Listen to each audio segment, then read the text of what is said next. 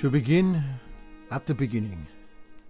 It is spring, moonless night in the small town, starless and Bible black, the cobbled streets silent, and the hunched courters and rabbits wood limping invisible down to the slow black,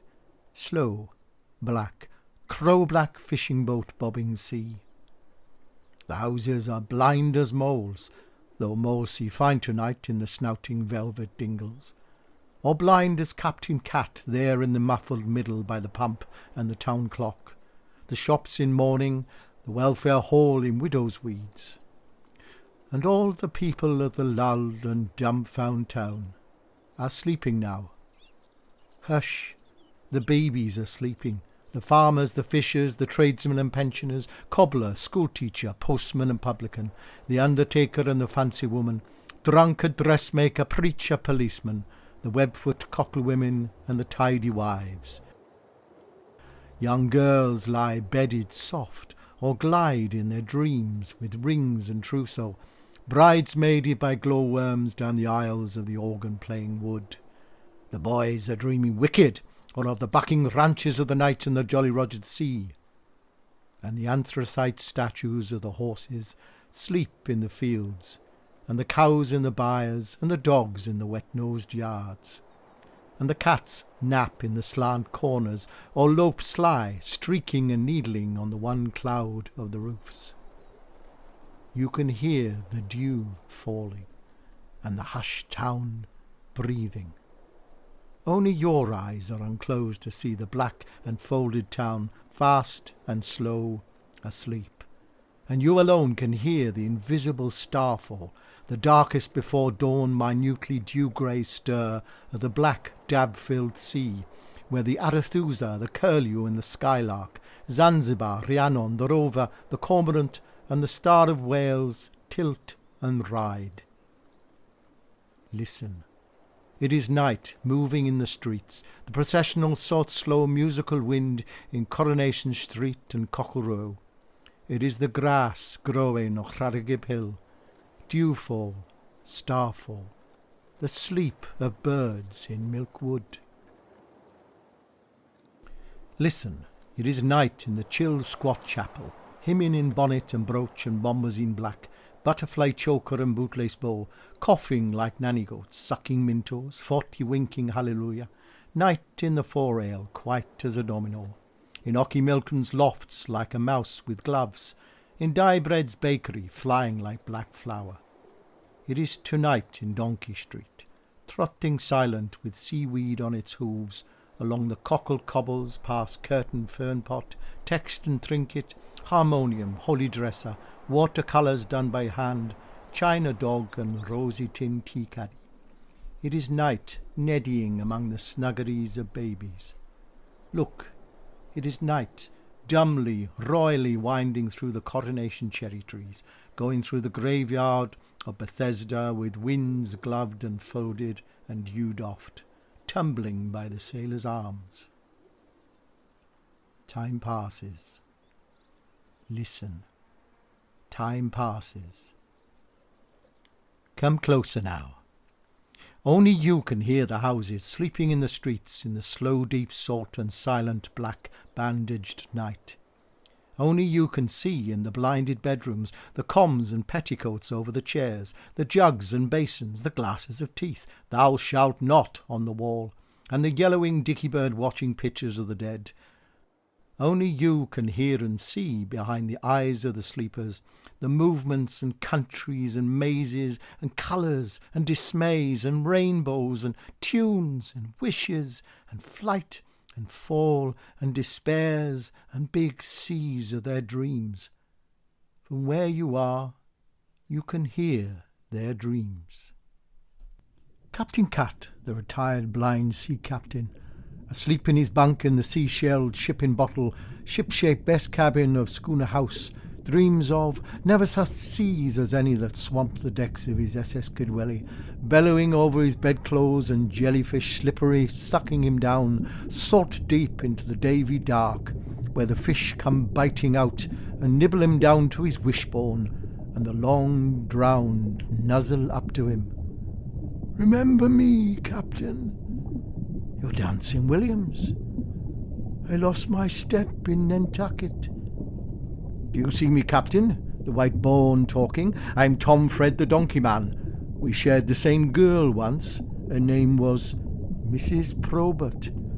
Rosie Probert, 33 Duck Lane. Come on up, boys. I'm dead. Hold me, Captain. I'm Jonah Jarvis. Come to a bad end. Very enjoyable.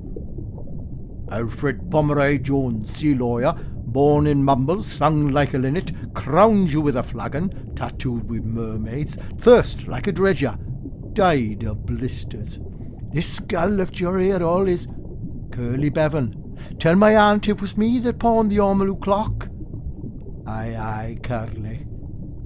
Tell my missus, no, I never done what she said I never. Yes, they did. And who brings coconuts and shoals and parrots to my Gwen now? How's it above? Is there rum and lava bread, bosoms and robins, concertinas, Ebenezer's bell, fighting and onions, and sparrows and daisies, tiddlers and a jam jar, buttermilk and whippets, rock-a-bye baby, washing on the line, and old girls in the snug? How's the tenors in Dowlice? Who milks the cows in my squin? When she smiles, is there dimples? What's the smell of parsley? Oh, my dead dears. From where you are, you can hear in Cockle Row in the spring moonless night Miss Price, dressmaker and sweet shopkeeper, dream of her lover, tall as the town clock tower, Samson syrup, gold-maned, whacking-thighed and piping hot, thunderbolt-based and barnacle-breasted, flailing up the cockles with his eyes like blow-lamps, and scooping low over a lonely, loving, hot-water-bottle body. Mavanwi Price. Mr. Mogg Edwards, I am a draper mad with love. I love you more than all the flannelette and calico, Candlewick, dimity, crash and merino, tussore, creton, crepon, muslin, poplin, ticking and twill in the whole cloth hall of the world. I have come to take you away to my emporium on the hill, where the change hums on wires. Throw away your little bed socks and your Welsh wool knitted jacket. I will warm the sheets like an electric toaster. I will lie by your side like the Sunday roast. I will knit you a wallet of forget-me-not blue for the money to be comfy. I will warm your heart by the fire so that you can slip it in under your vest when the shop is closed. Mavanwi, if all the mice gnaw at your bottom drawer, will you say, yes, Mogg, yes, yes, yes, and all the bells of the tills of the town shall ring for our wedding.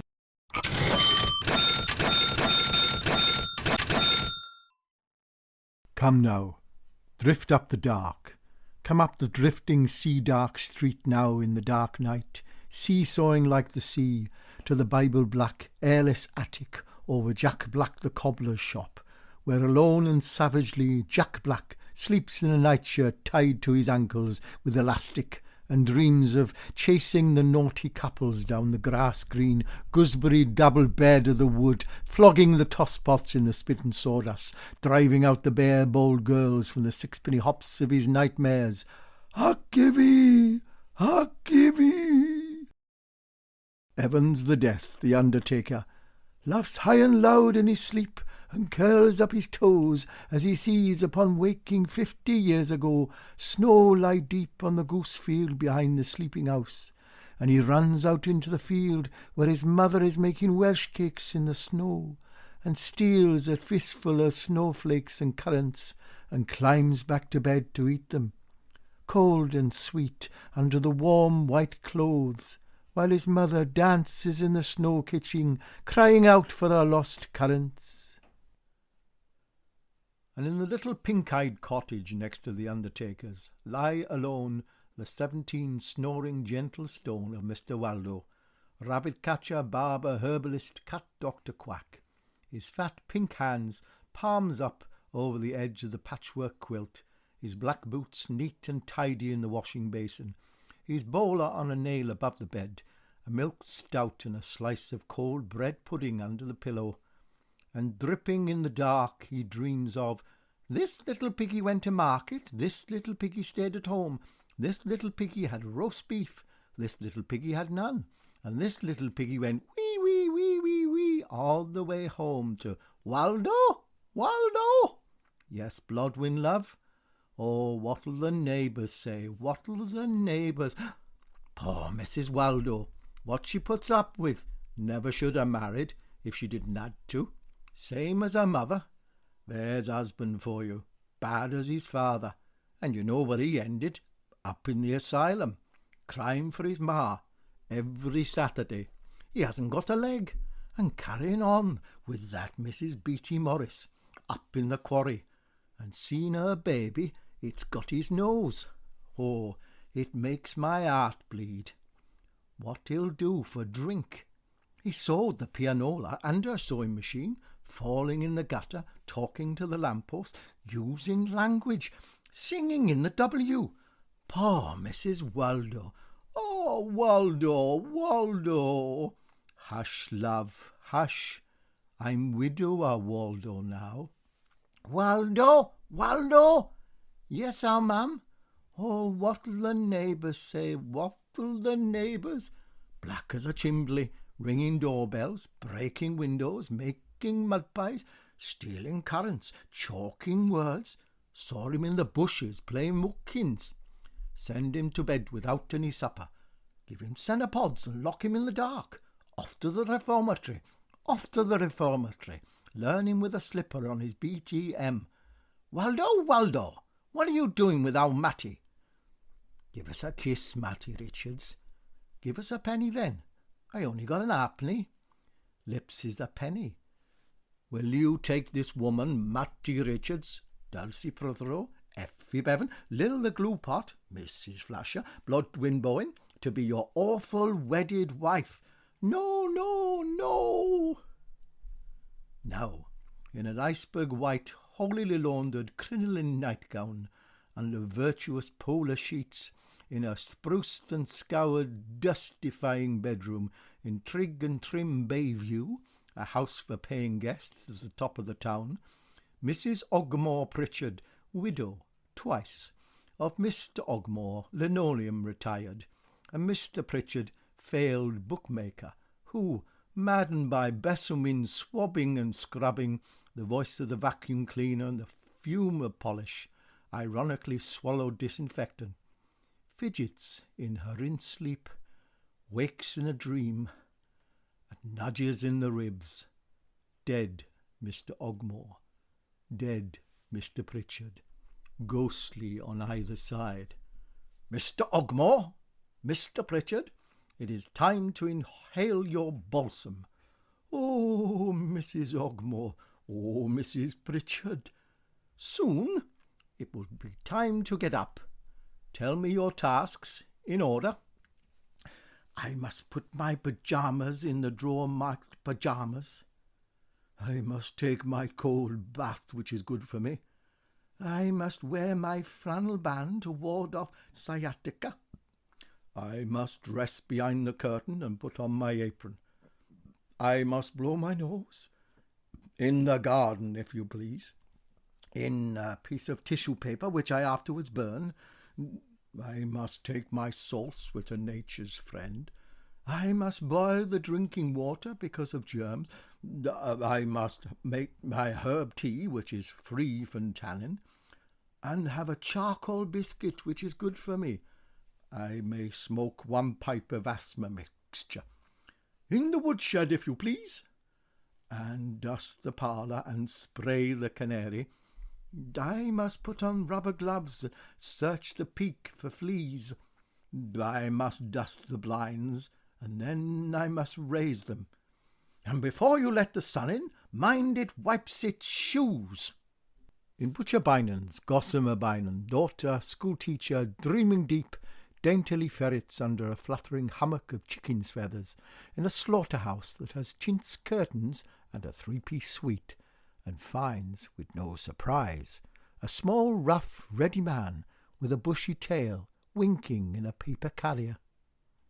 At last, my love, sighs Gossamer Bynum, and the bushy tail wags rude and ginger.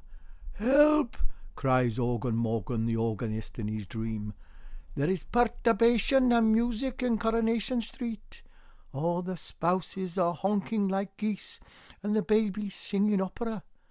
P.C. Attila Reese has got his truncheon out and is playing cadenzas by the pump. The cows from Sunday Meadow ring like reindeer, and on the roof of Handel Villa see the women's welfare hoofing Bloomered in the moon. At the sea end of town, Mr. and Mrs. Floyd, the Cocklers, are sleeping as quiet as death, side by wrinkled side, toothless, salt and brown, like two old kippers in a box. And high above, in Salt Lake Farm, Mr. Utah Watkins counts all night the white-faced sheep as they leap the fences on the hill, smiling and knitting and bleating, just like Mrs. Utah Watkins. 34, 35, 36, 48, 89. Knit one, slip one, nip two together, pass the slip stitch over. Ocky Milkman, drowned asleep in Cockle Street, is emptying his churns into the Dewey River, regardless of expense, and weeping like a funeral. Cherry Owen next door lifts a tankard to his lips, but nothing flows out of it. He shakes the tankard, it turns into a fish. He drinks the fish. P.C. Attila Reese lumps out of bed, dead to the dark and still foghorning, and drags out his helmet from under the bed. But deep in the backyard lock-up of his sleep, a mean voice murmurs, "You'll be sorry for this in the morning." And he heave-hoes back to bed. His helmet swashes in the dark. Willy-nilly postman, asleep up street, walks 14 miles to deliver the post as he does every day of the night, and rat-a-tats hard and sharp on Mrs. Willy-nilly. "Don't spank me, please, teacher," whimpers his wife at his side, but every night of her married life she has been late for school. Sinbad sailors over the tap-room of the Sailor's Arms hugs his damp pillow, whose secret name is Gossamer Bynum. A mogul catches Lily Smalls in the wash-house. "Oh, you old mogul!" Mrs. Rose Cottage's eldest May peels off her pink and white skin in a furnace, in a tower, in a cave, in a waterfall, in a wood, and waits there raw as an onion for Mr. Wright to leap up the burning tall hollow splashes of leaves like a brilliantine trout. "Call me Dolores, like they do in the stories." Alone until she dies, Bessie Bighead, hired help, born in the workhouse, smelling of the cowshed, snores bass and gruff on a couch of straw in a loft in Salt Lake Farm, and picks a posy of daisies in Sunday Meadow to put on the grave of Gomer Owen, who kissed her once by the pigsty when she wasn't looking, and never kissed her again, although she was looking all the time. And the inspectors of cruelty fly down into Mrs. Butcher Bynum's dream to persecute Mr. Bynum for selling owl meat, dog's eyes, man chop. Mr. Bynum, in Butcher's bloodied apron, spring heels down Coronation Street, a finger, not his own, in his mouth. Straight-faced in his cunning sleep, he pulls the legs off his dreams, and hunting on pigback shoots down the wild giblets. "Help, my foxy darling." Now, behind the eyes and secrets of the dreamers in the streets, rocked asleep by the sea, see the titbits and topsy-turvies, bobs and button-tops, bags and bones, ash and rind and dandruff and nail parings, saliva and snowflakes and molted feathers of dreams, the wrecks and sprats and shells and fish bones, whale juice and moonshine and small salt fry dished up by the hidden sea. The owls are hunting, Look, over Bethesda gravestones one hoots and swoops and catches a mouse by Hannah Rees' beloved wife. And in Coronation Street, which you alone can see, it is so dark under the chapel in the skies, the Reverend Eli Jenkins, poet, preacher, turns in his deep towards dawn sleep and dreams of "I'th death for I." He intricately rhymes to the music of Cruth and Pigborn all night long in his druid seedy nighty in a beer tent black with parks. Mr. Pugh, schoolmaster, fathoms asleep, pretends to be sleeping, spies foxy round the droop of his nightcap, and psst, whistles up, "Murder." Mrs. Organ Morgan, groceress, coiled grey like a dormouse, her paws to her ears, conjures silence. She sleeps very dulcet in a cove of wool, and trumpeting Organ Morgan at her side snores no louder than a spider. Mary Ann Sailors dreams of the Garden of Eden. She comes in her smock frock and clogs, away from the cool scrubbed cobbled kitchen, with the Sunday school pictures on the whitewashed wall, and the farmer's almanac hung above the settle, and the sides of bacon on the ceiling hook, and goes down the cockleshell paths of that apple pie kitchen garden, ducking under the Jippo's clothes pegs, catching her apron on the blackcurrant bushes, past bean rows and onion bed and tomatoes ripening on the wall, towards the old man playing the harmonium in the orchard, and sits down on the grass at his side, and shells the green peas that grow up through the lap of her frock that brushes the dew. In Donkey Street, so furred with sleep, Die Bread, Polygata, No Good Boyo, and Lord Cutglass sigh before the dawn that is about to be, and dream of harems, babies, nothing. Tick-tock, tick-tock, tick-tock, tick-tock, tick-tock. Time passes. Listen. Time passes. An owl flies home past Bethesda to a chapel in an oak, and the dawn inches up.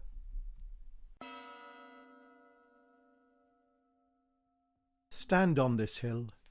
This is Llargib Hill, old as the hills, high, cool and green, and from this small circle of stones, made not by druids, but by Mrs. Bynan's Billy, you can see all the town below you, sleeping in the first of the dawn.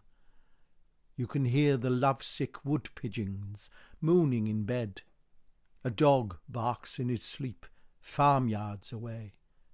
The town ripples like a lake in the waking haze. Less than 500 souls inhabit the 3 quaint streets and the few narrow bylanes and scattered farmsteads that constitute this small decaying watering place, which may indeed be called a backwater of life, without disrespect to its natives, who possess to this day a salty individuality of their own.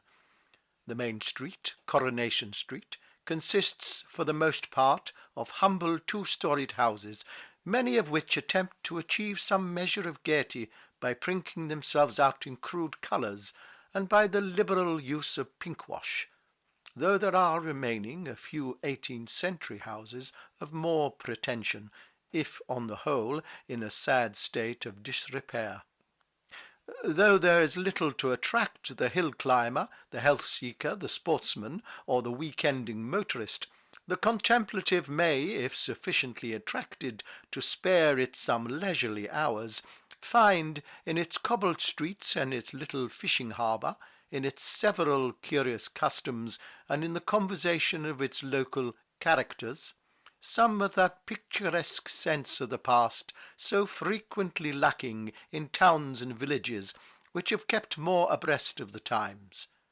The one place of worship with its neglected graveyard is of no architectural interest.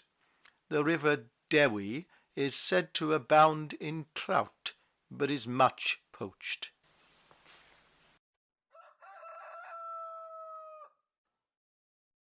The principality of the sky lightened now, over our green hill, into spring morning, larked and crowed and belling.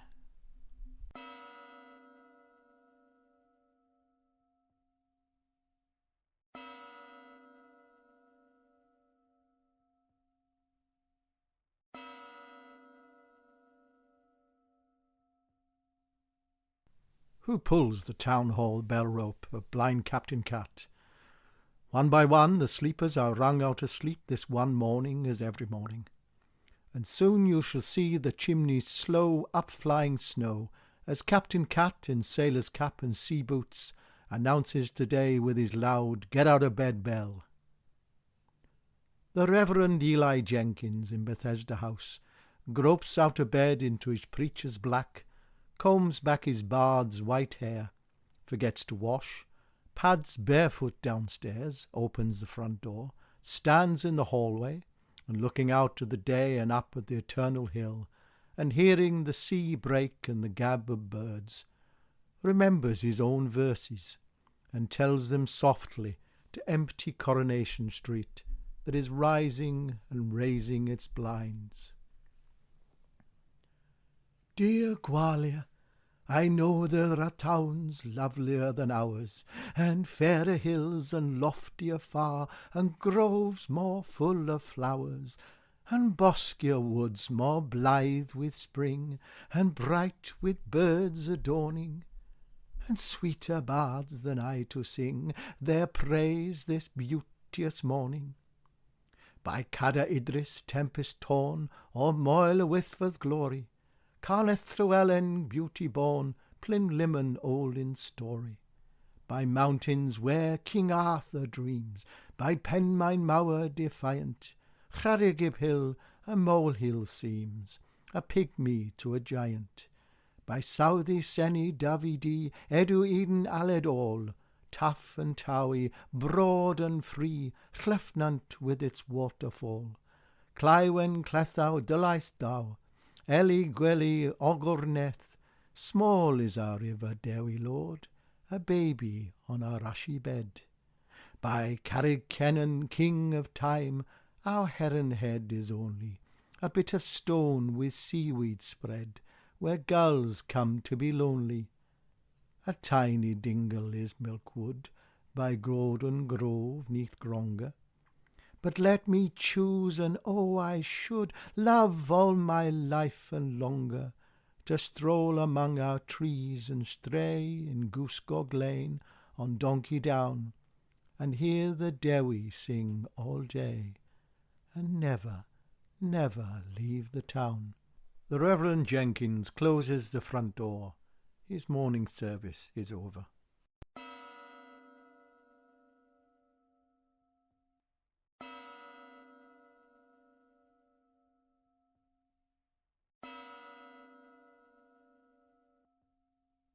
Now, woken at last by the out-of-bed sleepy-head, Polly put the kettle on town hall bell. Lily Smalls, Mrs. Bynan's treasure, comes downstairs from a dream of royalty, who all night long went larking with her full of sauce in the Milkwood dark, and puts the kettle on the Primus ring in Mrs. Bynan's kitchen, and looks at herself in Mr. Bynan's shaving-glass over the sink, and sees... Oh, there's her face. Where you get that hair from? Got it from an old tomcat. Give it back then, love. Oh, there's a perm. Where you get that nose from, Lily? Got it from my father, silly. You got it on upside down. Oh, there's a conk. Look at your complexion. Oh, no, you look. Needs a bit of make-up. Needs a veil. Oh, there's glamour. Where you get that smile, Lil? Never you mind, girl. Nobody loves you. That's what you think. Who is it loves you? Shan't tell. Come on, Lily. Cross your heart, then. Cross my heart. And very softly, her lips almost touching her reflection, she breathes the name and clouds the shaving-glass. Lily? Yes, mum. Where's my tea, girl? Where do you think? In the cat box. Coming up, mum. Mr. Pugh, in the schoolhouse opposite, takes up the morning tea to Mrs. Pugh, and whispers on the stairs, Here's your arsenic, dear, and your weed killer biscuit. I throttled your parakeet. I've spat in the vases. I put cheese in the mouse holes. Here's your... Nice tea, dear. Too much sugar. You haven't tasted it yet, dear? Too much milk, then. As Mr. Jenkins said, it's poetry. Yes, dear. Then it's time to get up. Give me my glasses. No, not my reading glasses. I want to look out. I want to see. Lily Smalls, the treasure, down on her red knees, washing the front steps. She's tucked her dress and her bloomers. Oh, the baggage! P.C. Attila Reese, ox-broad, barge-booted, stamping out of Handcuff House in a heavy beef-red huff, black-browed under his damp helmet. He's going to arrest Polly Garter, mark my words. What for, dear? For having babies. And lumbering down towards the Strand to see that the sea is still there. Mary Ann Sailors opening her bedroom window above the tap room and calling out to the heavens, I'm 85 years, 3 months and a day. I will say this for her, she never makes a mistake. Organ Morgan at his bedroom window, playing chords on the sill to the morning fishwife girls who, heckling over Donkey Street, observe, Me, dye bread, hurry into the bakery, pushing in my shirt tails, buttoning my waistcoat, ping goes a button. Why can't they sew them? No time for breakfast, nothing for breakfast. There's wise for you. Me, Mrs. Dyebread one, capped and shawled and no old corset, nice to be comfy, nice to be nice, clogging on the cobbles to stir up a neighbour. Oh, Mrs. Sarah, can you spare a loaf, love? Dyebread forgot the bread. There's a lovely morning. How's your boils this morning? Isn't that good news now? It's a change to sit down. Ta, Mrs. Sarah. Me, Mrs. Dyebread too, gypsy to kill in a silky scarlet petticoat above my knees, dirty pretty knees, seam my body through my petticoat, brown as a berry, high-heel shoes with one heel missing, tortoise-shell comb in my bright black slinky hair, nothing else at all but a dab of scent, lolling gaudy at the doorway. Tell your fortune in the tea leaves, scowling at the sunshine, lighting up my pipe. Me, Lord Cutglass, an old frock belonged to Eli Jenkins, and a pair of postman's trousers from Bethesda Jumble, running out of doors to empty slops, mind their rover, and then running again, tick-tock. Me, no good boy, oh, up to no good in the wash-house. Me, Miss Price, in my pretty pint house-coat, deft at the clothesline, nutty as a Jenny Wren, then pit-pat back to my egg in its cosy, my crisp toast fingers, my homemade plum and butter pat. Me, Polly Garter, under the washing line, giving the breast in the garden to my bonny new baby. Nothing grows in our garden, only washing and babies. And where's their fathers lived, my love? Over the hills and far away. You're looking up at me now. I know what you're thinking, you poor little milky creature. You're thinking, you're no better than you should be, Polly, and that's good enough for me. Oh, isn't life a terrible thing? Thank God. Now, frying pans spit, kettles and cats purr in the kitchen. The town smells of seaweed and breakfast all the way down from Bayview, where Mrs. Ogmore Pritchard, in smock and turban, big presumed to engage the dust, picks at her starchless bread and sips lemon rind tea, to Bottom Cottage, where Mr. Waldo, in bowler and bib, gobbles his bubble and squeak and kippers, and swigs from the sauce bottle. Mary Ann Sailors, praises the Lord who made porridge.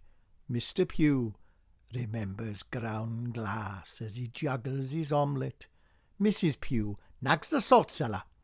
Willy-nilly postman downs his last bucket of black brackish tea and rumbles out bandy to the clucking back, where the hens twitch and grieve for their tea-soaked sops.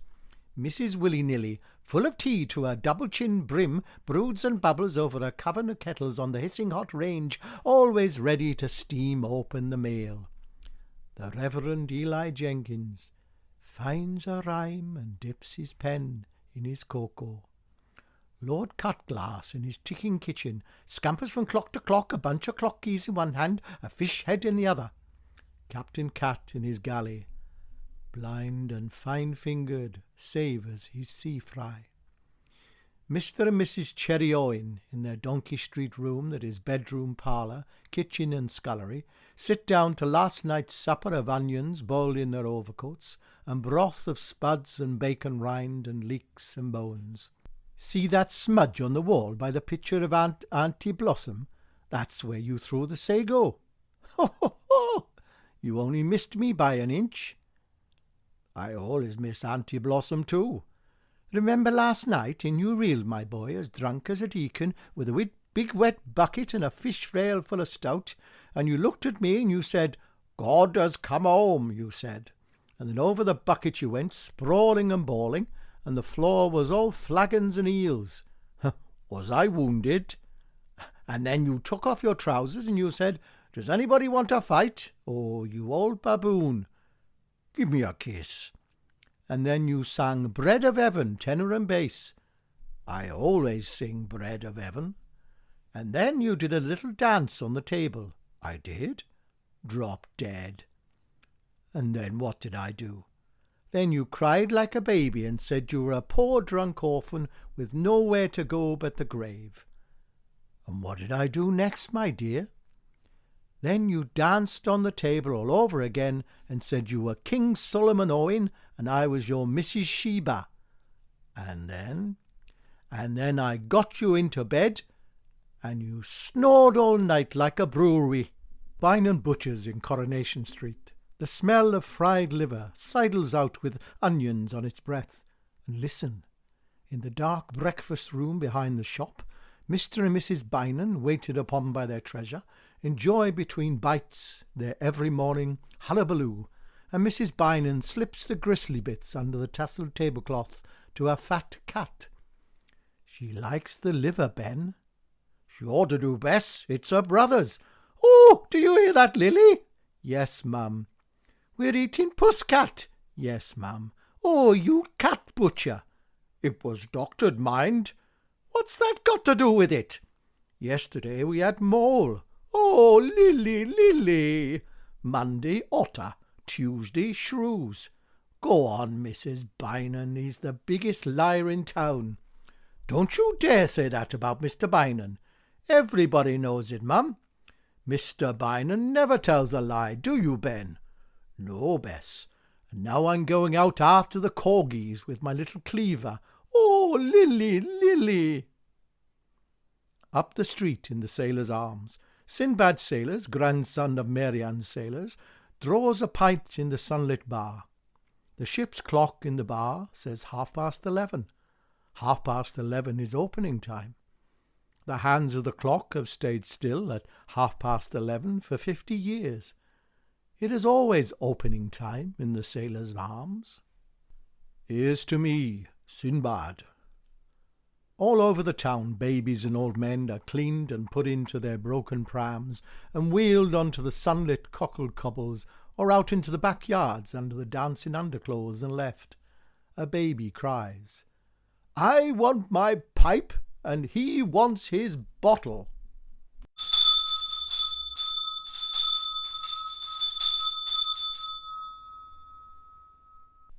Noses are wiped, heads picked, hair combed, paws scrubbed, ears boxed, and the children shrilled off to school. Fishermen grumble to their nets. No good boy goes out in the dinghy Zanzibar, ships the oars, drifts slowly in the dab-filled bay, and, lying on his back in the unbaled water, among crabs' legs and tangled lines, looks up at the spring sky. I don't know who's up there, and I don't care.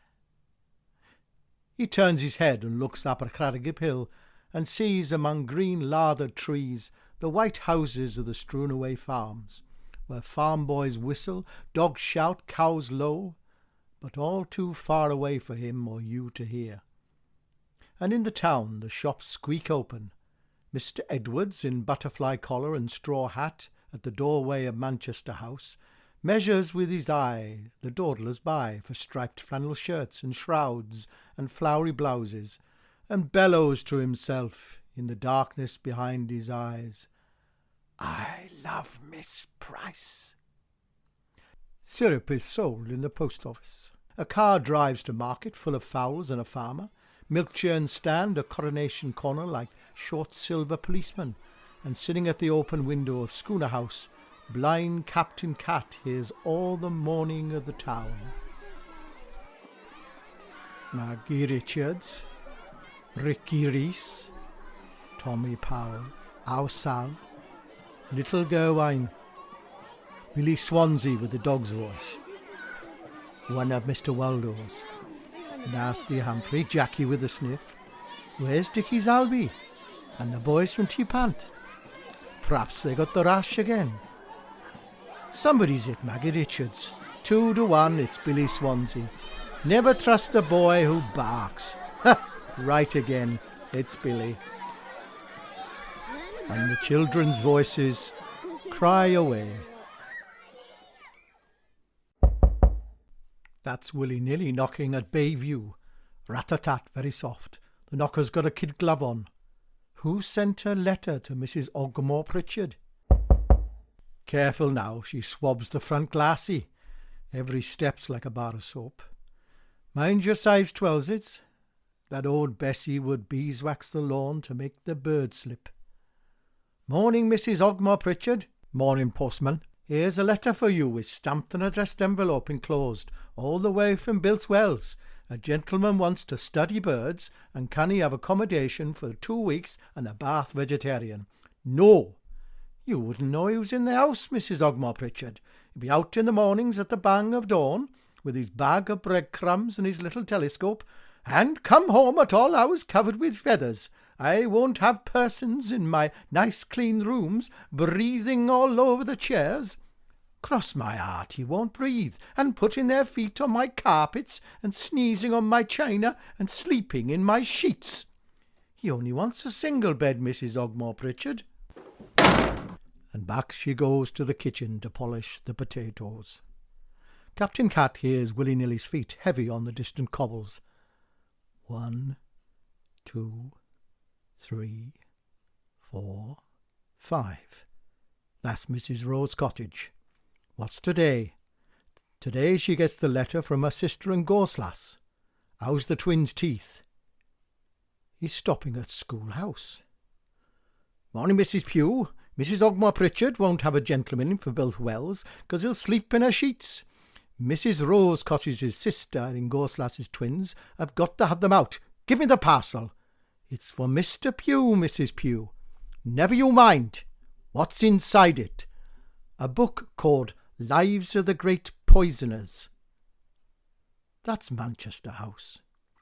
Morning, Mr. Edwards. Very small news. Mrs. Ogmore Pritchard won't have birds in the house, and Mr. Pugh's bought a book on how to do in Mrs. Pugh. Have you got a letter from her? Miss Price loves you with all her heart. Smelling of lavender today. She's down to the last of the elderflower wine, but the quince jam's bearing up, and she's knitting roses on the doilies. Last week she sewed 3 jars of boiled sweets, pound of humbugs, half a box of jelly babies, and 6 coloured photos of Thalagib. Yours forever, then 21 X's. Oh, willy-nilly, she's a ruby. Here's my letter. Put it in her hands now. Mr. Waldo hurrying to the Sailor's Arms. Pint of stout with an egg in it. There's a letter for him. It's another paternity summons, Mr. Waldo. The quick footsteps hurry along the cobbles and up 3 steps to the Sailor's Arms. Quick, Sinbad, pint of stout and no egging.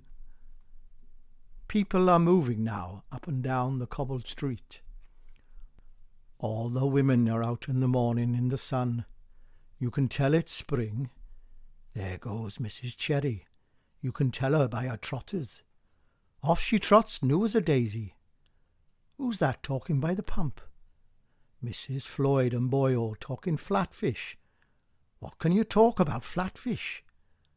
That's Mrs. Diebread 1, waltzing up the street like a jelly. Every time she shakes, it's slap, slap, slap. Who's that? Mrs. Butcher Bynon with her pet black cat. Follows her everywhere, meow and all. There goes Mrs. 23, important. The sun gets up and goes down in her dewlap. When she shuts her eyes, it's night. High heels now, in the morning too. Mrs. Rose Cottage's eldest May, 17 and never been kissed, ho-ho. Going young and milking under my window to the field with the nanny goats, she reminds me all the way. Can't hear what the women are gabbing around the pub. Same as ever. Who's having a baby? Who blacked whose eye? Seen Polly Garter giving her belly an airing? There should be a law. Seen Mrs. Bynan's new mauve jumper? It's her old grey jumper died. Who's dead? Who's dying? There's a lovely day. Oh, the cost of soap flakes. Organ Morgan's hurried early. You can tell it's spring. And he hears the noise of milk cans. Ocky Milkman on his round. I will say this, his milk's as fresh as the dew. Half dew it is. Snuffle on Ocky, watering the town. Somebody's coming. Now the voices around the pump can see somebody coming. Hush! There's a hush. You can tell by the noise of the hush. It's Polly Garter. Hello, Polly, who's there? Me, love? That's Polly Garter. Hello, Polly, my love. Can you hear the dumb goose hiss of the wives as they huddle and peck or flounce at a waddle away?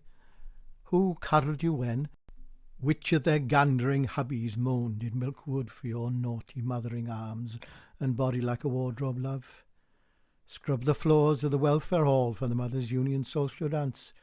Your one mother won't wriggle her roly-poly bum or pat her fat little buttery feet in that wedding-ringed holy tonight, though the waltzing breadwinners, snatched from the cosy smoke of the sailors' arms, will grizzle and mope. Too late, cock, too late, for the town's half over with its mourning. The morning's busy as bees. There's the clip-clop of horses on the sun-honeyed cobbles of the humming streets, hammering of horseshoes, gobble, quack and cackle, tomtit twitter from the bird-ounce boughs, braying on Donkey Down. Bread is baking, pigs are grunting, chop goes the butcher, milk churn's bell, tills ring, sheep cough, dogs shout, saws sing. Oh, the spring whinny and morning move from the clog-dancing farms, the gulls gab and rabble on the boat-bobbing river and sea, and the cockles bubbling in the sand, scamper of sandlings, curlew cry, crow caw, pigeon coo, clock strike, bull bellow, and the ragged gabble of the Bear Garden School, as the women scratch and babble in Mrs. Organ Morgan's general shop, where everything is sold: custard, buckets, henna, rat traps, shrimp nets, sugar, stamps, confetti, paraffin, hatchets, whistles. Mrs. Hogmore Pritchard, la-di-da, got a man in Built Wells. He got a little telescope to look at birds, willy-nilly said. Remember her first husband, he didn't need a telescope. He looked at them undressing through the keyhole, and he used to shout tally-ho. But Mr. Hogmore was a proper gentleman, even though he hanged his collie. Seen Mrs. Butcher Bynan? She said Butcher Bynan put dogs in the mincer. Go on, he's pulling her leg. Now don't you dare tell her that, there's a dear, or she'll think he's trying to pull it off and eat it. There's a nasty lot live here when you come to think. Look at that no-good boyo now, too lazy to wipe his snout and going out fishing every day. All he ever brought back was a Mrs. Samuels. Been in the water a week. And look at Ocky Milkman's wife that nobody's ever seen. He keeps her in the cupboard with the empties, and think of dye bread with 2 wives, one for the daytime, one for the night. Men are brutes on the quiet. And how's Organ Morgan, Mrs. Morgan? You look dead beat. It's organ all the time with him, up every night until midnight playing the organ. Oh, I'm a martyr to music. Outside the sun springs down on the rough and tumbling town. It runs through the hedges of Goosegog Lane, cuffing the birds to sing. Spring whips green down Cockle Row, and the shells ring out. Rhadegib, this snip of a morning, is wild fruit and warm, the streets, fields, sands and waters springing in the young sun. Evans the Death presses hard with black gloves on the coffin of his breast in case his heart jumps out. Where's your dignity? Lie down. Spring stirs Gossamer Bynan, schoolmistress, like a spoon. Oh, what can I do? I'll never be refined if I twitch. Spring this strong morning foams in a flame in Jack Black as he cobbles a high-heeled shoe for Mrs. Diebread too, the gypsy, but he hammers it sternly out. There is no leg belonging to the foot that belongs to this shoe. The sun and the green breeze ship Captain Cat's sea memory again. No, I'll take the mulatto, by God. Who's captain here? Parlez-vous, Jig-Jig, madam? Mary Ann Sailors says very softly to herself as she looks out to Harrogib Hill from the bedroom where she was born. It is spring in Harrogib, in the sun in my old age, and this is the chosen land. And in Willy-Nilly the postman's dark and sizzling, damp, tea-coated, misty pygmy kitchen, where the spitting cat kettles throb and hop on the range, Mrs. Willy-Nilly steams open Mr. Mog Edwards' letter to Miss Mavandwi Price, and reads it aloud to Willy-Nilly by the squint of the spring sun through the one sealed window running with tears, while the drugged, bedraggled hens at the back door whimper and snivel for the licorice bog-black tea. From Manchester House, Harrogib, sole prop, Mr. Mog Edwards, late of Tuch, linen draper, haberdasher, master tailor, costumier. For West End negligee, lingerie, tea gowns, evening dress, trousseaux, layettes. Also ready to wear for all occasions. Economical outfitting for agricultural employment, our speciality. Wardrobes bought. Among our satisfied customers, ministers of religion and JPs. Fittings by appointment. Advertising weekly in the Tuch Bugle. Beloved Mavandwi Price, my bride in heavens. I love you until death do us part, and then we shall be together for ever and ever. A new parcel of ribbons has come from Carmarthen today, all the colours in the rainbow. I wish I could tie a ribbon in your hair, a white one, but it cannot be. I dreamed last night you were all dripping wet, and you sat on my lap as the Reverend Jenkins went down the street. I see you got a mermaid in your lap, he said, and he lifted his hat. He's a proper Christian, not like Cherry Owen, who said you should have thrown her back, he said. Business is very poorly. Polly Garter bought 2 garters with roses, but she never got stockings, so what's the use, I say. Mr. Waldo tried to sell me a woman's nightie outsize. He said he found it, and we know where. I sold a packet of pins to Sinbad sailors to pick his teeth. If this goes on, I shall be in the workhouse. My heart is in your bosom, and yours is in mine. God be with you always, Mavandwi Price, and keep you lovely for me in his heavenly mansion. I must stop now and remain your eternal Mog Edwards. And then a little message with a rubber stamp, shop at Mog's. And Willy-Nilly, rumbling, jockeys out again to the 3-seated shack called the House of Commons in the back where the hens weep, and sees, in sudden spring shine, herring gulls heckling down to the harbour, where the fishermen spit and prop the morning up, and eye the fishy sea smooth to the sea's end as it lulls in blue. Green and gold money, tobacco, tinned salmon, hats with feathers, pots of fish paste, warmth for the winter to be, weave and leap in it, rich and slippery, and the flash and shapes of fishes through the cold sea streets. But with blue lazy eyes the fishermen gaze at that milk-made whispering water, with no nick or ripple, as though it blew great guns and serpents and typhooned the town. Too rough for fishing today, and they thank God and gobble a gull for luck, and moss slow and silent make their way uphill from the still, still sea towards the Sailor's Arms, as the children spank and scamper, rough and singing out of school, into the draggle-tail yard. And Captain Cat at his window says soft to himself the words of their song. Johnny Crack and Flossie Snail kept their baby in a milking pail. Flossie Snail, Johnny Crack, one will pull it out and one will put it back. It's my turn now, said Flossie Snail. take the baby from the milking pail. My turn now, said Johnny Crack, to smack it on the head and put it back. Johnny Crack and Flossie Snail kept their baby in a milking pail. One would put it back and one would put it out. All it had to drink was ale and stout. Johnny Crack and Flossie Snail always used to say that stout and ale was good for a baby in a milking pail.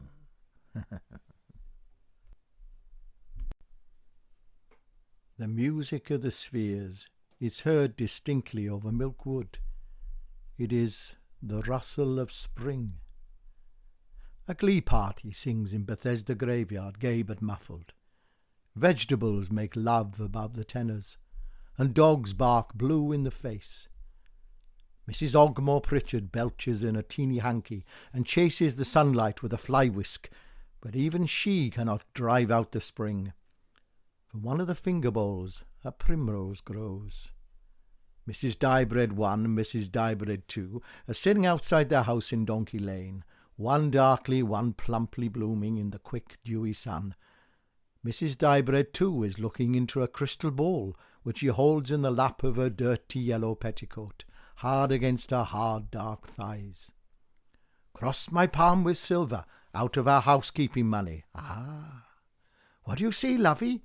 I see a feather bed, with 3 pillows on it, and a text above the bed. I can't read what it said. There's great clouds blowing. Now they are blown away. God is love, the text says. That's our bed. Now it's vanished. The sun's spinning like a top. Who's this coming out of the sun? It's a hairy little man with big pink lips. He got a walleye. It's Diebread. Shh. The feather bed's floating back. The little man's taken his boots off. He's pulling his shirt over his head. He's beating his chest with his fists. He's climbing into bed. Go on, go on. There's 2 women in the bed. He looks at them both with his head cocked on one side. He's whistling through his teeth. Now he grips his little arms round one of the women. Which one? Which one? I can't see any more. There's great clouds blowing again. Ach, the mean old clouds. The morning is all singing. The Reverend Eli Jenkins, busy on his morning calls, stops outside the welfare hall to hear Polly Garter as she scrubs the floors for the Mothers' Union dance tonight.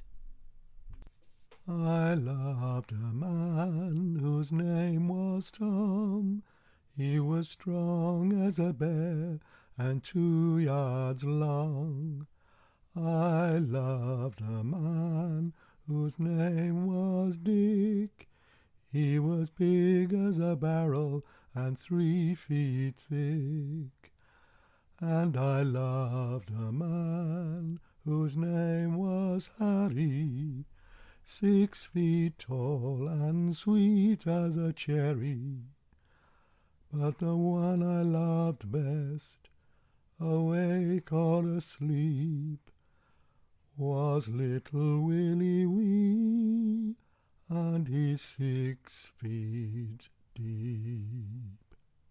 Oh, Tom, Dick, and Harry were 3 fine men, and I'll never have such loving again. But little Willie Wee, who took me on his knee, little Willie Wee was the man for me. Praise the Lord, we are a musical nation. And the Reverend Jenkins hurries on through the town to visit the sick with jelly and poems. The town's as full as a loverbird's eggs. There goes the Reverend, says Mr. Waldo at the smoked herring-brown window of the Unwashed Sailor's Arms, with his brolly and his oats. Fill 'em up, Sinbad, I'm on the treacle today. The silent fishermen flush down their pints. Oh, Mr. Waldo, sighs Sinbad sailors, I dote on that gossamer Bynum. She's a lady all over. And Mr. Waldo, who was thinking of a woman soft as Eve and sharp as sciatica to share his bread-pudding bed, answers, "No lady that I know is." And if only Grandma'd die, cross my heart, I'd go down on my knees, Mr. Waldo, and I'd say, Miss Gossamer, I'd say, "When birds do sing, a ding-a-ding-a-ding, sweet lovers love the spring." Polly Garter sings, still on her knees. Tom, Dick, and Harry were three fine men, and I'll never have such ding-a-ding again. And the morning school is over, and Captain Cat at his curtained schooner's porthole, open to the spring sun tides, hears the naughty forfeiting children tumble and rhyme on the cobbles. When he called the boys, they make such a noise. Boys, boys, boys, come along to me. Boys, boys, boys, kiss Gwenny where she says, or give her a penny. Go on, Gwenny. Kiss me in Goosegog Lane, or give me a penny. What's your name? Billy. Kiss me in Goosegog Lane, Billy, or give me a penny, silly. Gwenny, Gwenny, I kiss you in Goosegog Lane, now I haven't got to give you a penny. Boys, boys, boys, kiss Gwenny where she says, or give her a penny. Go on, Gwenny. Kiss me on Harrogate Hill, or give me a penny. What's your name? Johnny Christo. Kiss me on Harrogate Hill, Johnny Christo, give me a penny, mister.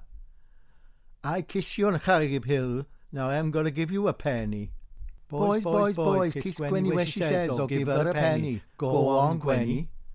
Kiss me in Milkwood, or give me a penny. What's your name? Dicky.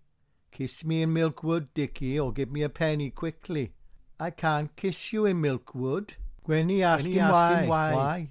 Because my mother says I mustn't. Cowdy, cowdy, custard, give Gwenny a penny. Give me a penny. I haven't got any. Put him in the river, up to his liver. Quick, quick, dirty Dick, beat him on the bum with the rhubarb stick. And the shrill girls giggle and master around him and squeal as they clutch and thrash. And he blubbers away downhill with his patched pants falling, and his tear-splashed blush burns all the way, as the triumphant bird-like sisters scream with buttons in their claws, and the bully brothers hoot after him his little nickname and his mother's shame, and his father's wickedness with the loose, wild, barefoot women of the hovels of the hills. It all means nothing at all, and howling for his milky mum for her caul and buttermilk, and cow breath and Welsh cakes, and the fat birth-smelling bed and moonlit kitchen of her arms. He'll never forget as he paddles blind home through the weeping end of the world. Then his tormentors tussle and run to the Cockle Street sweet shop, their pennies sticky as honey, to buy for Miss Mavandwi Price, who is cocky and neat as a puff-bosomed robin, and her small round buttocks tight as ticks, gobstoppers big as wens that rainbow as you suck, brandy balls, wine gums, hundreds and thousands, licorice sweet as sick, nougat to tug and ribbon out like another red rubbery tongue, gum to glue in girls' curls, crimson cough drops to spit blood, ice cream cornets, dandelion and burdock, raspberry and cherryade, pop goes the weasel and the wind. Gossamer Bynon, high heels out of school. The sun hums down through the cotton flowers of her dress into the bell of her heart, and buzzes in the honey there, and couches and kisses, lazy, loving and boozed in her red-berry breast. Eyes run from the trees and windows of the street, steaming gossamer, and strip her to the nipples and the bees. She blazes naked past the sailor's arms, the only woman on the diademed earth. Sinbad's sailors, places on her thighs, still dew-damp from the first man-growing cockrow garden, his reverent goat-bearded hands. "I don't care if he is common," she whispers to the salad-day deep self. "I want to gobble him up. I don't care if he does drop his H's." She tells the stripped and mother of the world, big-beamed and eve-hipped spring of herself, so long as he's all cucumber and hooves. Sinbad's sailors watches her go by, demure and proud and school-marm in her crisp flower dress and sun-defying hat, with never a look or lilt or wriggle, the butcher's unmelting ice-maiden daughter, veiled forever from the hungry hug of his eyes. Oh, Gossamer Bynon, why are you so proud? He grieves to his Guinness. Oh, beautiful, beautiful Gossamer Bee, I wish that you were for me. I wish you were not so educated. She feels his goat beard tickle her in the middle of the world like a tuft of wiry fire, and she turns in a terror of delight away from his whips and whiskery conflagration, and sits down in the kitchen to a plate heaped high with chips and the kidneys of lambs.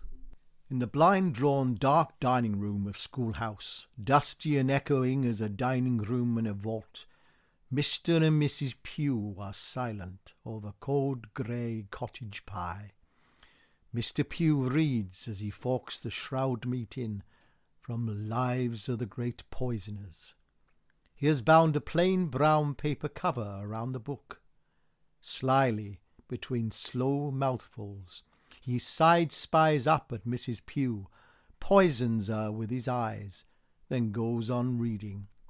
He underlines certain passages and smiles in secret. "Persons with manners do not read at table," says Mrs. Pugh. She swallows a digestive tablet as big as a horse pill, washing it down with clouded pea-soup water. "Some persons were brought up in pigsties." "Pigs don't read at table, dear." Bitterly she flicks dust from the broken cruet. It settles on the pie in a thin gnat rain. "Pigs can't read, my dear." "I know one who can." Alone in the hissing laboratory of his wishes, Mr. Pugh minces among bad vats and Jeroboams, tiptoes through spinneys of murdering herbs, agony dancing in his crucibles, and mixes, especially for Mrs. Pugh, a venomous porridge unknown to toxicologists, which will scald and viper through her until her ears fall off like figs, her toes grow big and black as balloons, and steam comes screaming out of her navel. "You know best, dear," says Mr. Pugh, and quick as a flash he ducks her in rat soup. "What's that book by your trough, Mr. Pugh?" "It's a theological work, my dear. Lives of the Great Saints." Mrs. Pugh smiles. An icicle forms in the cold air of the dining vault. "I saw you talking to a saint this morning, St. Polygarter. She was martyred again last night. Mrs. Organ Morgan saw her with Mr. Waldo." "And when they saw me, they pretended they were looking for nests," said Mrs. Organ Morgan to her husband, with a mouthful of fish as a pelican's. "But you don't go nesting in long combinations," I said to myself, "like Mr. Waldo was wearing, and you're dressed nearly over your head like Polygarters. Oh, they didn't fool me." One big bird gulp and the flounder's gone. She licks her lips and goes stubbing again. "And when you think of all those babies she's got, then all I can say is she'd better give up bird nesting, that's all I can say. It isn't the right kind of hobby at all for a woman that can't say no, even to midgets. Remember Bob Spit? He wasn't any bigger than a baby, and he gave her 2. But they're 2 nice boys, I will say that, Fred Spit and Arthur. Sometimes I like Fred best, and sometimes I like Arthur. Who do you like best, Organ?" "Oh, Bark, without any doubt. Bark every time for me." "Organ Morgan, you haven't been listening to a word I said. It's Organ Organ all the time with you." And she bursts into tears. And in the middle of her salty howling, nimbly spears a small flatfish and pelicans it whole. "And then Palestrina," says Organ Morgan. Lord Cutglass, in his kitchen full of thyme, squats down alone to a dog dish marked Fido, of peppery fish scraps, and listens to the voices of his 66 clocks, one for each year of his loony age, and watches with love their black and white, moony, loud-lipped faces talking the earth away. Slow clocks, quick clocks, pendulum heart knocks, China alarm grandfather cuckoo, clocks shake like Noah's whirring ark, clocks that bicker in marble ships, clocks in the wombs of glass women, hourglass chimers, to wit to woo clocks, clocks that pluck tunes, Vesuvius clocks, all black bells and lava, Niagara clocks that cataract their ticks, old time-weeping clocks with ebony beards, clocks with no hands forever, drumming out time without ever knowing what time it is. His 66 singers are all set at different hours. Lord Cutglass lives in a house and a life at siege. Any minute or dark day now, the unknown enemy will loot and savage downhill. But they will not catch him napping. 66 different times in his fish-slimy kitchen, ping, strike, tick, chime, and tock. The lust and lilt and lather and emerald breeze and crackle of the bird praise and body of spring, with its breasts full of rivering May milk, means to that lordly fish-head nibbler nothing but another nearness to the tribes and navies of the last black day, who'll sear and pillage down Armageddon Hill to his double-locked, rusty-shuttered, tick-tock, dust-scrabbled shack at the bottom of the town that has fallen head over heels in love.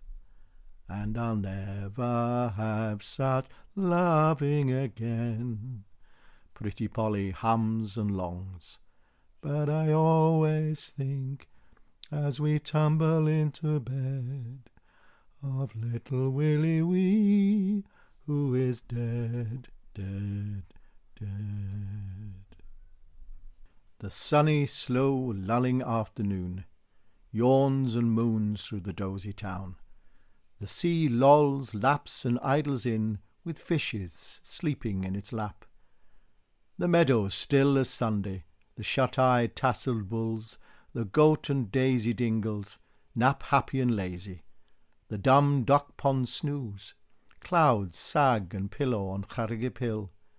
Pigs grunt in a wet wallow bath and smile as they snort and dream. They dream of the acorn swill of the world, the rooting for pig fruit, the bagpipe dugs of the mother sow, the squeal and snuffle of yeses of the whimming pigs in rut. They in mud bask and snout in the pig-loving sun. Their tails curl, they rollick and slobber and snore to deep, smug, after-swill sleep. Donkeys angelically drowse on Donkey Down. "Persons with manners," snaps Mrs. Cold Pugh, "do not nod at table." Mr. Pugh cringes awake. He puts on a soft soaping smile. It is sad and grey under his nicotine egg-yellow weeping walrus Victorian moustache, worn thick and long in memory of Dr. Crippen. "You should wait until you retire to your sty," says Mrs. Pugh, sweet as a razor. His fawning measly quarter smile freezes. Sly and silent, he foxes into his chemist's den, and there in a hiss and prussic circle of cauldrons and phials, brimful with pox and the Black Death, cooks up a fricassee of deadly nightshade, nicotine, hot frog, cyanide, and bat spit for his needling stalactite hag and bed nag of a poker-backed nutcracker wife. "I beg your pardon, my dear," he murmurs with a wheedle. Captain Cat at his window thrown wide to the sun and the clippered seas he sailed long ago, when his eyes were blue and bright, slumbers and voyages, ear-ringed and rolling.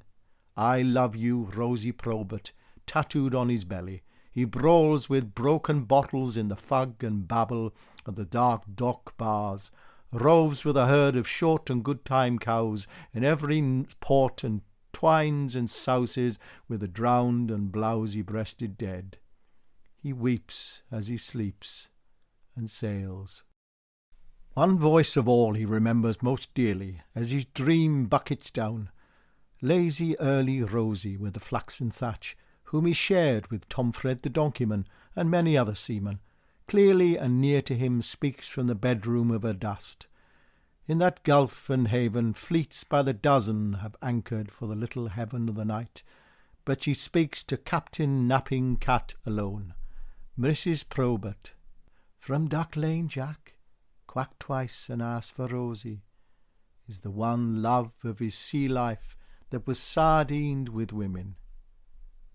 What seas did you see, Tom Cat, in your sailoring days long, long ago? What sea beasts were in the wavery green when you were my master? I'll tell you the truth, seas barking like seals, blue seas and green, seas covered with eels, and mermen and whales. What seas did you sail, old whaler, when, on the blubbery waves between Frisco and Wales, you were my boatswain? As true as I'm here, dear you tomcat's tart, you landlubber rosy, you cosy love, my easy as easy, my true sweetheart. Seas green as a bean, seas gliding with swans in the seal-barking moon. What seas were rocking my little deckhand, my favourite husband, in your sea boots and hunger, my duck, my whaler, my honey, my daddy, my pretty sugar sailor, with my name on your belly when you were a boy, long, long ago. I'll tell you no lies. The only sea I saw was the seesaw sea with you riding on it. Lie down, lie easy. Let me shipwreck in your thighs. Knock twice, Jack, at the door of my grave, and ask for Rosie. Rosie Probert. Remember her, she is forgetting. The earth which filled her mouth is vanishing from her. Remember me. I have forgotten you. I am going into the darkness of the darkness forever. I have forgotten that I was ever born. Look, says a child to her mother as they pass by the window of Schooner House. Captain Cat is crying. Captain Cat is crying. Come back, come back. Up the silences and echoes of the passages of the eternal night. He's crying all over his nose, says the child. Mother and child move on down the street. He's got a nose like strawberries, the child says. And then she forgets him too. She sees in the still middle of the blue-bagged bay no good boy fishing from the Zanzibar. He catches a whalebone corset. There's all he's caught all day. Bloody funny fish. Mrs. Diebread too gypsies up his mind's slow eye, dressed only in a bangle. She's wearing a nightgown. Would you like this nice wet corset, Mrs. Diebread too? No, I wouldn't. And a bite of my little apple, he offers with no hope. She shakes her brass nightgown, and he chases her out of his mind. When he comes gusting back, there in the bloodshot centre of his eye, a geisha girl grins and bows in a kimono of rice paper. I want to be good boyo, but nobody'll let me, he sighs as she writhes politely. The land fades, the sea flocks silently away, and through the warm white cloud where he lies, silky, tingling, uneasy eastern music undoes him in a Japanese minute. The afternoon buzzes like lazy bees round the flowers round Mayrose Cottage, nearly asleep in the field of nanny goats who hum and gently butt the sun. She blows love on a puffball. He loves me. He loves me not. He loves me. He loves me not. He loves me, the dirty old fool. Lazy she lies alone in clover and sweet grass, 17 and never been sweet in the grass, ho-ho. The Reverend Eli Jenkins, inky in his cool front parlour or poem room, tells only the truth in his life work. The population, main industry, shipping, history, topography, flora and fauna of the town he worships in, the White Book of Rharagib. Portraits of famous bards and preachers, all fur and wool from the squint to the kneecaps, hang over him heavy as sheep, next to faint lady watercolours of pale green milkwood, like a lettuce salad dying. His mother, propped against a pot in a palm, with a wedding ring waist and bust like a black-cloth dining table, suffers in her stays. "Oh, angels, be careful there with your knives and forks," he prays. There is no known likeness of his father Esau, who, undog-collared because of his little weakness, was sized to the bone one harvest by mistake when sleeping with his weakness in the corn. He lost all ambition and died with one leg. "Poor Dad," grieves the Reverend Eli, "to die of drink and agriculture." Farmer Watkins in Salt Lake Farm hates his cattle on the hill as he hauls them into milking. "Damn you, you damned dairies!" A cow kisses him. "Bite her to death!" he shouts to his deaf dog, who smiles and licks his hand. "Gore him! Sit on him, Daisy!" he bawls to the cow, who barbed him with her tongue, and she moos gentle words as he raves and dances among his summer-breathed slaves, walking delicately to the farm. The coming of the end of the spring day is already reflected in the lakes of their great eyes. Bessie Bighead greets them by the names she gave them when they were maidens. Peg, Meg, Buttercup, Mole, Fan from the castle, Theodosia and Daisy. They bow their heads.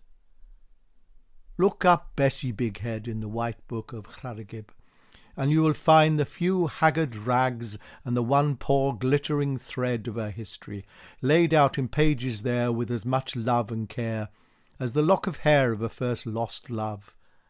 Conceived in Milkwood, born in a barn, wrapped in paper, left on a doorstep, big-headed and bass-voiced, she grew in the dark until long-dead Gorm Owen kissed her when she wasn't looking because he was dead.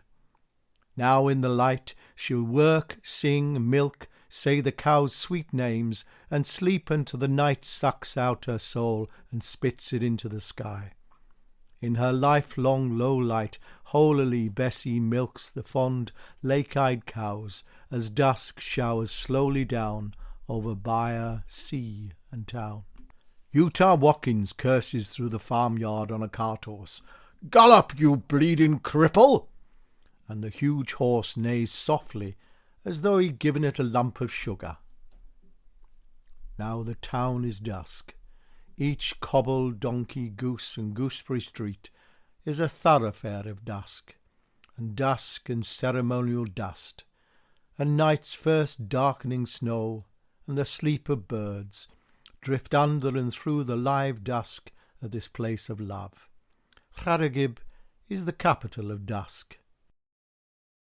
Mrs. Ogmore Pritchard, at the first drop of the dusk shower, seals all her sea-view doors, draws the germ-free blinds, sits erect as a dry dream on a high-backed hygienic chair, and wills herself to cold, quick sleep. At once, at twice, Mr. Ogmore and Mr. Pritchard, who all dead day long have been gossiping like ghosts in the woodshed, planning the loveless destruction of their glass widow, reluctantly sigh and sidle into her clean house. "You first, Mr. Ogmore." "After you, Mr. Pritchard." No, Mr. Ogmore, you widowed her first." And in through the keyhole, with tears where their eyes once were, they ooze and grumble. "Husbands," she says in her sleep. There is acid love in her voice for one of the two shambling phantoms. Mr. Ogmore hopes that it is not for him. So does Mr. Pritchard. "I love you both." "Oh, Mrs. Ogmore." "Oh, Mrs. Pritchard." "Soon it will be time to go to bed. Tell me your tasks in order." "We must take our pyjamas from the drawer marked pyjamas, and then you must take them off." Down in the dusking town, Mayrose Cottage, still lying in clover, listens to the nanny goats chew, draws circles of lipstick round her nipples. I'm fast. I'm a bad lot. God will strike me dead. I'm 17. I'll go to hell, she tells the goats. You just wait. I'll sin till I blow up. She lies deep, waiting for the worst to happen. The goats champ and sneer. And at the doorway of Bethesda House, the Reverend Jenkins recites to Llangib Hill his sunset poem. Every morning when I wake, dear Lord, a little prayer I make. Oh, please to keep thy lovely eye on all poor creatures born to die. And every evening at sundown I ask a blessing on the town, for whether we last the night or no, I'm sure is always touch and go. We are not wholly bad or good, who live our lives under Milkwood. And thou, I know, wilt be the first to see our best side, not our worst. Oh, let us see another day. Bless us all this night, I pray. And to the sun we all will bow and say goodbye, but just for now. Jack Black prepares once more to meet his Satan in the wood. He grinds his night teeth, closes his eyes, climbs into his religious trousers, their flies sewn up with cobbler's thread, and pads out, torched and bibled, grimly, joyfully, into the already sinning dusk. Off to Gomorrah! And Lily Smalls is up to no good boy in the wash-house. And Cherry Owen, sober as Sunday as he is every day of the week, goes off happy as Saturday to get drunk as a deacon as he does every night. I always say she's got 2 husbands, says Cherry Owen, one drunk and one sober. And Mrs. Cherry simply says, and aren't I a lucky woman, 'cause I love them both. Evening, Cherry. Evening, Sinbad. What'll you have? Too much. The Sailor's Arms is always open. Sinbad suffers to himself, heartbroken. Oh, gossamer, open yours. Dusk is drowned forever until tomorrow. It is all at once night now. The windy town is a hill of windows, and from the lapped waves the lights of the lamps in the windows call back the day and the dead that have run away to sea. All over the calling dark, babies and old men are bribed and lullabied to sleep. Hush-a-bye, baby, the Sandman is coming. Rock-a-bye, grandpa in the tree-top. When the wind blows, the cradle will rock. When the bough breaks, the cradle will fall. Down will come Grandpa Whiskers and all. All their daughters cover up the old unwinking men like parrots, and in their little dark, in the lit and bustling young kitchen corners, all night long they watch, beady-eyed, the long night through, in case death catches them asleep. Unmarried girls alone in their privately bridal bedrooms powder and curl for the dance of the world. They make, in front of their looking-glasses, haughty or come-hithering faces for the young men in the street outside, at the lamp-lit leaning corners, who wait in the all-at-once wind to wolve and whistle. The drinkers in the Sailor's Arms drink to the failure of the dance. Down with the waltzing and the skipping.